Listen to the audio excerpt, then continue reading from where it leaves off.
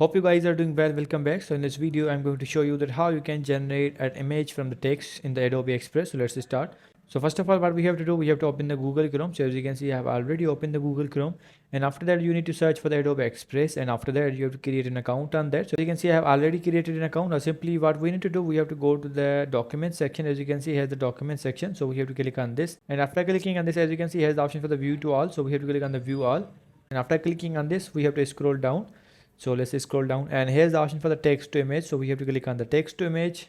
So as you can see, after clicking on the text to image, the view will be open like this. So now simply what we have to do, we have to provide the command that which type of image you want and what should be included.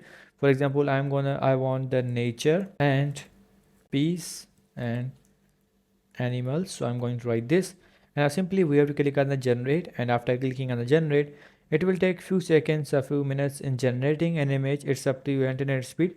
If your internet will be fast, then it will generate the faster. So as you can see, some art types are provided here. If you want to choose them, you can also do that. So as you can see, after providing these all things, the image is generated, like the animals. As you can see, I have mentioned the animals, the nature and the piece as well. The image is generated. As you can see, if you want to change the art type, you can also do that, like the auto in the photo. If you want in the photo, for example, I'm going to select the photo, and now simply I'm going to click on the generate again. Now it will generate the picture again. So we have to wait until it generates. So as you can see, the picture has generated. So if you want to download this, you have to click on the download, and after clicking on the download, you have to select the format, that in which format you want the picture, and the picture will be downloaded.